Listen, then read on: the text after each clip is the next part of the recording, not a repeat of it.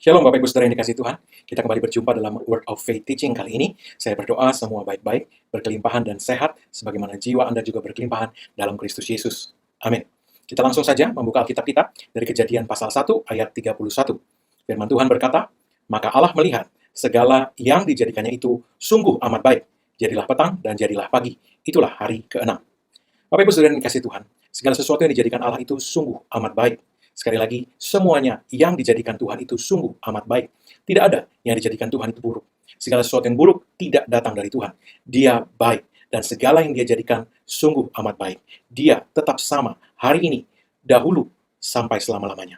Semua yang dia jadikan adalah sungguh amat baik. Ketika Allah menciptakan manusia, dia menciptakan kita sehat, kuat, bahagia, untuk bersahabat dengan dia. Itulah manusia yang diciptakan Allah pada mulanya. Semuanya sungguh amat baik. Dosa dan sakit penyakit masuk ke dalam dunia yang diciptakan Allah sungguh amat baik itu saat manusia jatuh dalam godaan iblis. Manusia berdosa dan bersama dosa masuklah sakit penyakit. Dosa dan sakit penyakit bukanlah sesuatu yang natural di bumi yang diciptakan Tuhan ini. Ingat ini, di bumi yang diciptakan Tuhan, yang natural adalah yang baik, yang sungguh amat baik. Kesehatan, kebahagiaan, dan persahabatan yang erat dengan Tuhan.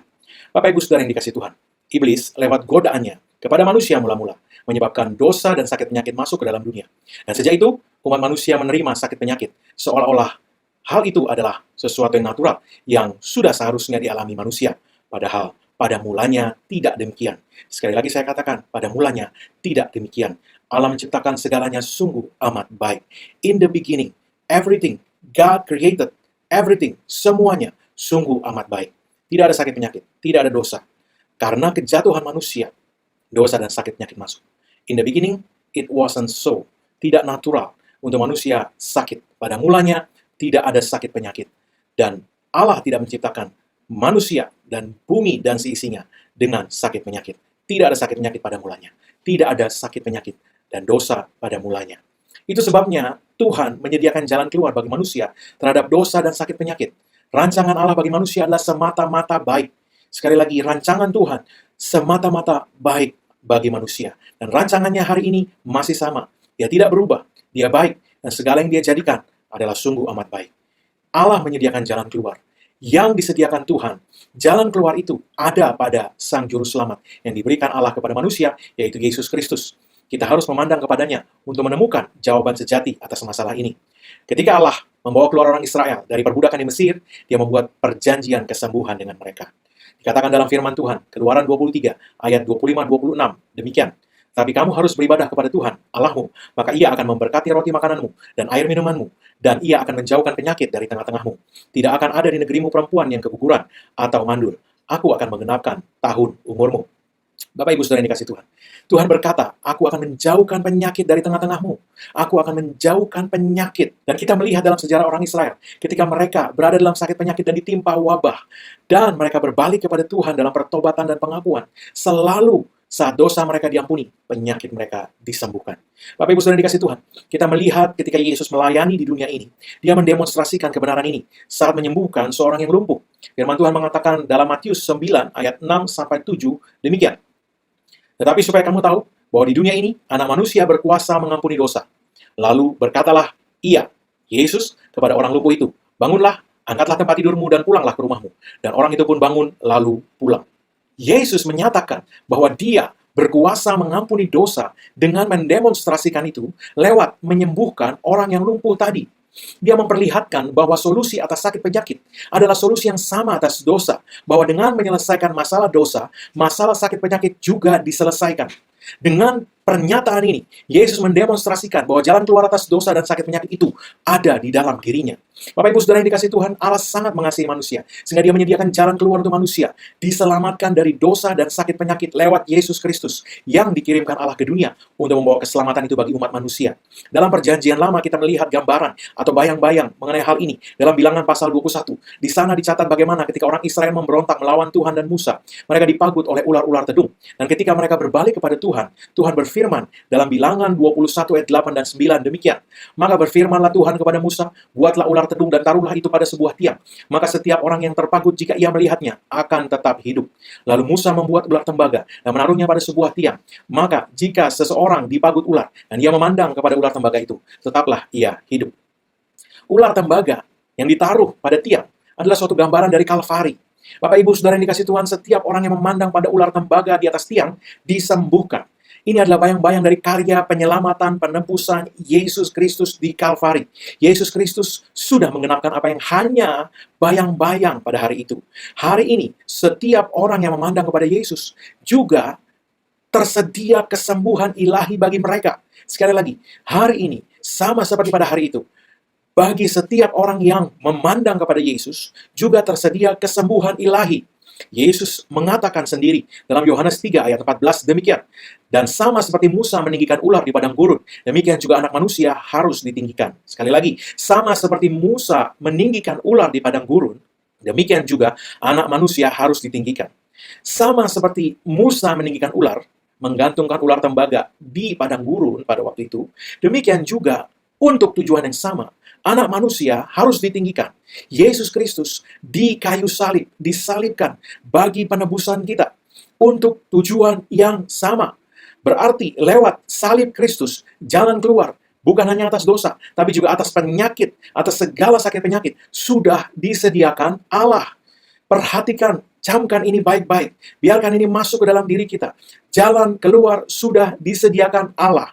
Sama seperti hari itu, orang Israel berdosa terhadap Tuhan, hari ini umat manusia juga telah berdosa terhadap Tuhan. Roma 3 ayat 23 berkata, semua orang sudah berdosa dan kehilangan kemuliaan Allah. Sebagaimana gigitan ular berbisa mengakibatkan kesakitan dan kematian pada hari itu, hari ini dosa juga menyebabkan sakit penyakit dan kematian. Waktu itu orang Israel berseru kepada Tuhan dan Tuhan mendengar dan menyediakan jalan keluar bagi mereka, yaitu ular tembaga yang Tuhan perintahkan untuk digantungkan oleh Musa pada tiang. Hari ini, bagi kita yang berseru kepada Tuhan, juga disediakan jalan keluar, yaitu Yesus Kristus yang digantungkan pada kayu salib, menanggung segala hukuman atas semua dosa umat manusia. Oleh darahnya, dosa kita diampuni, dan oleh bilur-bilur di tubuhnya, sakit penyakit kita disembuhkan. Efesus 1 ayat 7 mengatakan, sebab di dalam Dia dan oleh darahnya kita beroleh penebusan, yaitu pengampunan dosa menurut kekayaan kasih karunia-Nya. Dan 1 Petrus 2 ayat 24 mengatakan, Ia sendiri telah memikul dosa kita di dalam tubuhnya di kayu salib, supaya kita yang telah mati terhadap dosa hidup untuk kebenaran. Oleh bilur-bilurnya kamu telah sembuh. Oleh darah Yesus, dosa kita telah diampuni. Dan oleh bilur-bilurnya, bilur-bilur di tubuhnya, sakit penyakit kita telah disembuhkan. Saya mau kita memperhatikan ini sungguh-sungguh. Jalan keluar ini disediakan bagi setiap orang yang telah dipagut ular. Karena itu, bagi setiap kita yang telah jatuh dalam dosa dan mengalami akibat dari bisa ular yang bernama dosa itu dalam hidup kita, jalan keluar ini disediakan juga. Setiap orang yang memandang kepada ular tembaga pada waktu itu, disembuhkan.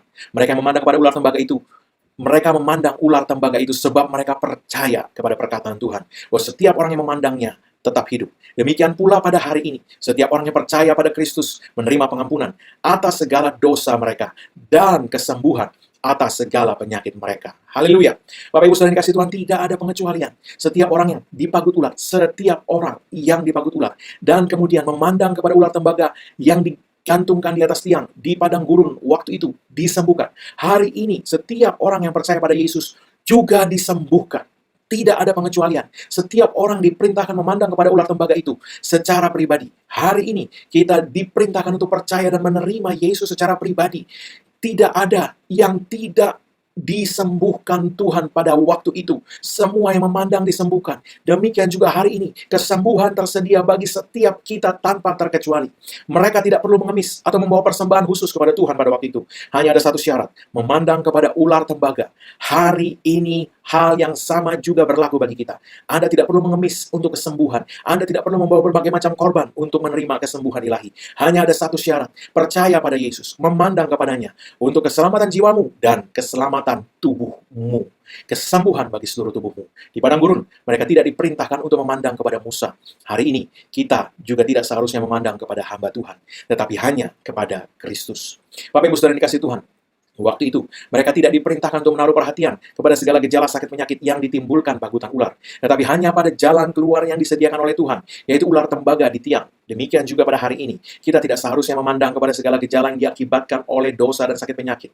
Tetapi hanya pada jalan keluar yang disediakan Allah buat kita, yaitu Yesus Kristus. Di padang gurun, janji Tuhan bagi mereka adalah setiap orang yang terpagut, setiap orang, jika ia melihatnya, akan tetap hidup. Jika ia melihat apa? ular tembaga di atas tiang akan tetap hidup. Siapa? Setiap orang. Hari ini, janji Tuhan kepada kita adalah supaya setiap orang yang percaya kepadanya tidak binasa, melainkan beroleh hidup yang kekal. Yohanes 3 ayat 16. Setiap orang yang percaya kepada Yesus tidak binasa. Tidak binasa. Bapak Ibu Saudara yang dikasih Tuhan, sebelum Yesus mati di kayu salib, dia meninggalkan suatu petunjuk penting bagi murid-muridnya, supaya setelah dia disalibkan dan mati, dan bahkan setelah dia bangkit kembali dan terangkat ke sorga, murid-murid tidak memandang kepada musa-musa lain, melainkan hanya kepada Yesus Kristus untuk pengampunan dosa dan kesembuhan tubuh mereka. Sebab hanya dialah jawaban bagi setiap orang yang sudah dipagut oleh ular dosa dan sakit penyakit, untuk mereka menerima kesembuhan, baik bagi dosa mereka maupun bagi sakit penyakit mereka. Yesus Kristuslah jawaban.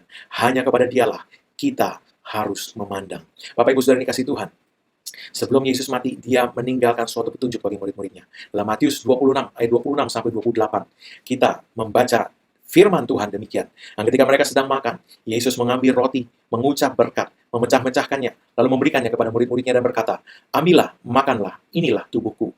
Kemudian ia mengambil cawan, mengucap syukur, lalu memberikannya kepada mereka dan berkata, "Minumlah kamu semua dari cawan ini, sebab inilah darahku dalam perjanjian yang ditumpahkan bagi banyak orang untuk pengampunan dosa." Perhatikan beberapa hal penting, beberapa hal yang sangat penting di sini. Pertama, mengenai cawan, Yesus menjelaskan dalam ayat 28, "Sebab inilah darahku, darah perjanjian yang ditumpahkan bagi banyak orang untuk pengampunan dosa." Jadi jelas darah Yesus adalah untuk pengampunan dosa. Sebagaimana telah kita lihat dalam Efesus 1 ayat 7 tadi. Akan tetapi, mengenai roti, Yesus tidak menjelaskan apa-apa, selain mengatakan bahwa inilah tubuhku. Dan, kalau kita perhatikan tadi, para murid tidak menanyakan mengenai hal ini. Bukankah ini aneh? Apakah roti sama dengan cawan? Tubuh sama dengan darah? Mari kita lihat, firman Tuhan berkata dalam 1 Korintus 11, ayat 29-30, demikian. Karena barang siapa makan dan minum tanpa mengakui tubuh Tuhan, karena barang siapa makan dan minum tanpa mengakui tubuh Tuhan, ia mendatangkan hukuman atas dirinya. Sebab itu, banyak di antara kamu yang lemah dan sakit, dan tidak sedikit yang meninggal. Perhatikan bahwa ayat-ayat ini hanya berkata tanpa mengakui tubuh Tuhan. Padahal kalimatnya bicara soal makan dan minum. Jadi, yang jadi persoalan adalah bahwa orang makan dan minum, yaitu makan tubuh Tuhan dan minum darah Tuhan, tetapi tidak mengakui tubuh Tuhan. Jadi bukan darahnya, tubuhnya. Mengapa? Sebab mengenai darah, mereka sudah sangat memahami bahwa darah Yesus adalah untuk pengampunan dosa. Tetapi yang jadi masalah, yang kurang dipahami adalah soal tubuh. Untuk apakah tubuh Tuhan? Sehingga mereka makan dan minum tanpa mengakui tubuh Tuhan. Dan itu mengakibatkan mereka menjadi lemah, sakit, dan meninggal sebelum waktunya, kata firman Tuhan. Mereka menjadi lemah, sakit, dan meninggal sebelum waktunya, firman Tuhan tadi berkata. Jadi, karena mereka tidak memahami, sehingga tidak mengakui dengan iman, atau dengan kata lain tidak menaruhkan percaya dan mengakui tubuh Tuhan, mereka mengalami lemah, sakit, dan meninggal sebelum waktunya. 1 Korintus ini menjelaskan bahwa akibat dari tidak mengakui tubuh Tuhan adalah kesehatan mereka dan menyebabkan kematian yang sebenarnya tidak seharusnya terjadi sekiranya mereka tidak menjadi sakit dan lemah. Jadi ini bicara bahwa firman Tuhan menunjukkan pada kita jika kita mengakui tubuh Tuhan, mempercayai, memandang, dan mengakui tubuh Yesus saat kita makan dan minum perjamuan Tuhan, maka kebalikan dari lemah, sakit, dan mati muda, itulah yang akan terjadi. Kita akan menjadi kuat, sembuh, dan panjang umur. Sebab oleh tubuh Tuhan yang dipecah-pecahkan, oleh bilur-bilur Yesus, kamu sudah sembuh. Bapak Ibu Saudara yang dikasih Tuhan, itu sebabnya pada malam waktu Yesus diserahkan, para murid tidak menanyakan apa-apa soal roti. Mereka memahami dengan jelas untuk apa tubuh Kristus. Mereka tahu dengan pasti, mereka sudah melihat sendiri dengan jelas di depan mata mereka apa yang terjadi ketika seseorang menjamah Yesus. Bahkan menjamah jubah Yesus saja, orang sembuh. Apalagi menjamah tubuhnya. Apalagi menerima dan makan tubuh Kristus. Para murid sangat memahami hal ini. Tidak ada pertanyaan soal ini. Ini semua sangat jelas bagi para murid.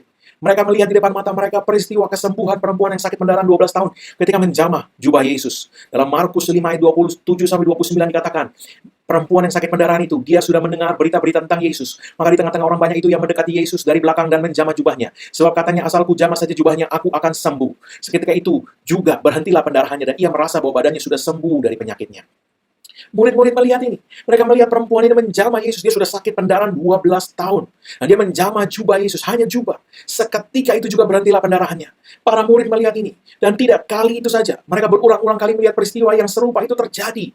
Markus pasal 6 ayat 56 mengatakan, Kemanapun ia pergi, ke desa-desa dan ke kota-kota atau ke kampung-kampung, orang meletakkan orang-orang sakit di pasar dan memohon kepadanya supaya mereka diperkenankan hanya menjamah jubah-jubahnya saja.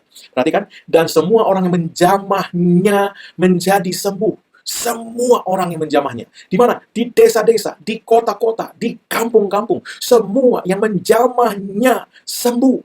Para murid mengikuti Yesus kemana-mana, mereka lihat setiap kali orang menjamah Yesus sembuh. Tidak ada pengecualian. Semua sembuh. Semua sembuh. Semua sembuh. Tidak ada pengecualian. Tidak ada pengecualian.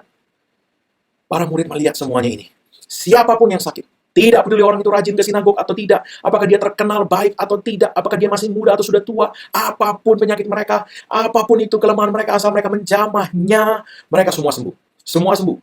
Dan malam itu, malam waktu Yesus diserahkan, Yesus berkata kepada murid-muridnya, inilah tubuhku. Anda bisa bayangkan apa yang terlintas di dalam pikiran para murid, apa yang seketika membara di hati mereka. Ini yang tiap kali di desa-desa, di kota-kota, di kampung-kampung, dimanapun juga orang sakit, apapun juga, siapapun juga, apapun juga sakit penyakitnya, jamah jubah-jubahnya, jamah dia sembuh. Apalagi sekarang, dia berikan tubuhnya itu untuk kita. Anda bisa bayangkan apa yang terlintas. Apa yang terlintas dalam benak para murid. Mereka langsung tahu apa tujuan Yesus memberikan tubuhnya bagi mereka. Bapak Ibu Saudara yang kasih Tuhan, tidak ada pertanyaan, apalagi keraguan dalam diri murid-murid. Mereka semua tahu dengan pasti apa artinya itu. Tubuh yang setiap kali dijamah orang sakit menyebabkan orang sakit itu sembuh. Dan sekarang tubuh itu ditawarkan pada mereka. Mereka tahu dengan pasti bahwa itu artinya adalah kesembuhan bagi segala sakit penyakit mereka. Dan kelemahan tubuh mereka dilenyapkan. Dan mereka menerima tubuh Tuhan dengan iman. Mereka menaruhkan percaya hanya pada Yesus, memandang hanya pada Yesus. Dan mereka menjadi sehat, kuat, dan panjang umur. Sebagaimana orang Israel di padang gurun ketika memandang kepada ular tembaga di atas tiang dahulu. Haleluya.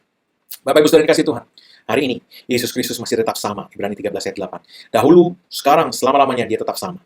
Tubuhnya menyembuhkan waktu itu, tubuhnya masih menyembuhkan hari ini. Dia memberikan tubuhnya dan darahnya kepada murid-muridnya, dan itu diteruskan kepada kita, agar kita tidak memandang kepada Musa, siapapun Musa itu, tetapi hanya kepada ular tembaga di atas tiang, Sang Juru Selamat, yaitu Yesus Kristus, untuk pengampunan segala dosa dan kesembuhan segala sakit penyakit. Bapak Ibu Saudara yang dikasih Tuhan, percaya, pandang dan terima tubuh dan darahnya, tubuh dan darahnya, imani tubuh dan darahnya, bukan hanya darahnya, tapi imani tubuhnya juga. Bukan hanya mengimani darahnya yang dicurahkan untuk pengampunan segala dosa, tapi juga tubuhnya untuk kesembuhan segala sakit penyakit dan kelemahan. Imani, terima, akui. Tubuh Yesus adalah untuk kesembuhanku. Atas segala sakit penyakit. Oleh bilur-bilurnya aku sudah sembuh. Jangan perhatikan gejala. Jangan perhatikan gejala. Hanya perhatikan Yesus dan bilur-bilurnya. Hanya perhatikan tubuhnya yang sudah dipecah-pecahkan. Dan akui dengan iman. Tubuh Yesus yang sudah dipecah-pecahkan ini adalah untuk kesembuhanku. Atas segala sakit penyakit. Haleluya. Ambil tubuh Kristus dan darahnya. Makan dan minum dengan iman. Iman mengenai tubuh dan iman mengenai darahnya. Sesering kita membutuhkannya. Kok sesering, Pak? 1 Korintus 11 ayat 26 mengatakan, sebab setiap kali kamu makan dan minum, setiap kali kamu makan dan minum, makan roti ini dan minum cawan ini, setiap kali kamu makan dan minum. Makan apa? Makan roti ini dan minum cawan ini, kamu memberitakan kematian Tuhan sampai ia datang. Dalam bahasa Inggris kata setiap kali adalah as often as, yang artinya adalah sesering kamu melakukannya. Dalam bahasa Inggris dikatakan, for as often as ye eat this bread and drink this cup, as often as ye do shew the Lord's death until he come.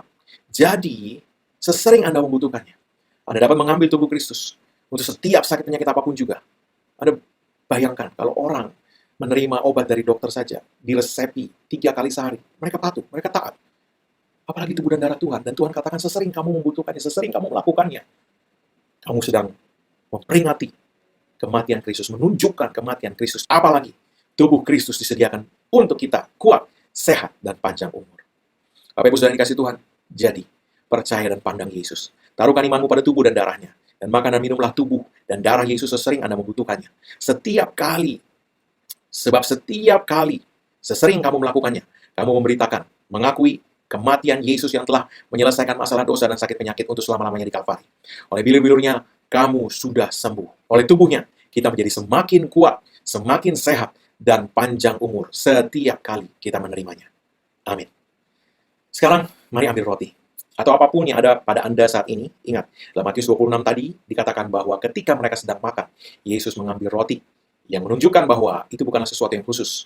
Itu adalah makanan yang sedang mereka makan, dan Karena apa yang mereka makan di Israel pada waktu itu adalah roti, itu yang sedang mereka makan. Yesus ketika mereka sedang makan mengambil roti.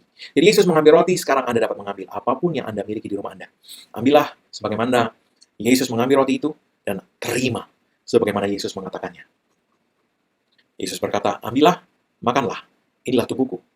Mari, angkat di tangan kanan Anda, dan kita akan mengucapkan berkat atasnya. Terima kasih Tuhan Yesus untuk tubuhmu yang sudah dipecah-pecahkan bagi kami. Oleh bilur-bilurmu, kami sudah sembuh. Karena tubuhmu dipecah-pecahkan, tubuh kami dijadikan utuh, sehat, sempurna. Kami percaya, setiap orang yang memandang kepada ular tembaga di padang gurun, setiap orang itu, mereka sudah dipagut ular, separah apapun juga mereka sembuh.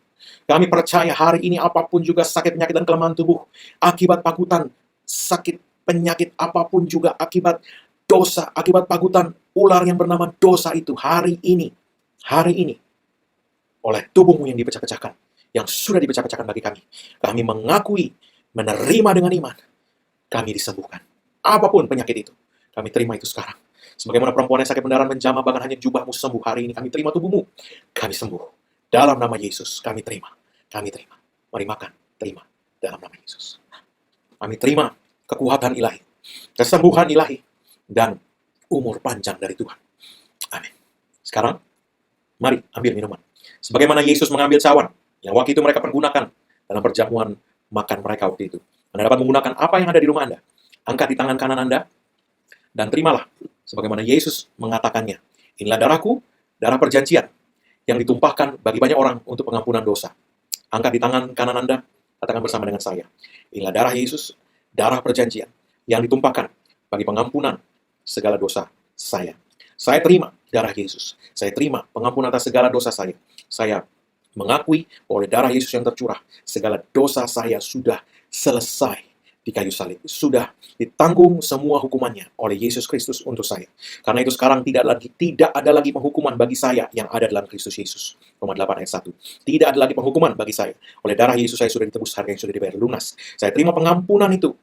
Dan saya terima kebebasan dari segala hukuman akibat dosa oleh darah Yesus ini. Saya terima darah Yesus, saya terima pengampunan, saya terima kelepasan, kemerdekaan dari segala hukuman. Sehingga sekarang, oleh darah Yesus hanya ada berkat, kelimpahan, kesehatan, umur panjang bagi saya. Saya terima itu di dalam nama Yesus. Saya terima umur panjang, saya terima keberhasilan, saya terima kebahagiaan, saya terima kesuksesan, saya terima segala berkat yang datang. Karena tubuh Kristus yang dipecah-pecahkan dan darah Yesus yang sudah dicurahkan buat saya. Dalam nama Yesus. Mari minum. Dalam nama Yesus. Haleluya. Mari. Bapak Ibu saudara dikasih Tuhan, sekarang angkat kedua tangan Anda. Terimalah berkat Tuhan. Dan apa yang Yesus Kristus telah kerjakan bagi kita di kayu salib. Karena curahan darahnya, dan penebusannya sempurna sekarang. Tidak ada lagi penghukuman bagi setiap orang yang ada dalam Kristus Yesus. Engkau telah ditebus, harganya telah dibayar lunas. Oleh sebab itu semua kutuk tidak berlaku lagi. Yang ada hanyalah berkat Tuhan, tercurah berlimpah-limpah memberkati engkau dalam segala hal. Dan berkat Tuhan itu engkau naik terus, tidak turun, engkau jadi kepala bukan ekor. Apa yang tanganmu dibuat Tuhan berhasil. Dan panjang umur Tuhan mengenyangkan engkau. Dan Tuhan memperlihatkan padamu keselamatan daripadanya. Umurmu minimal 120 tahun. Dan dipenuhi dengan hari-hari yang baik dari Tuhan. Dalam nama Yesus. Amin.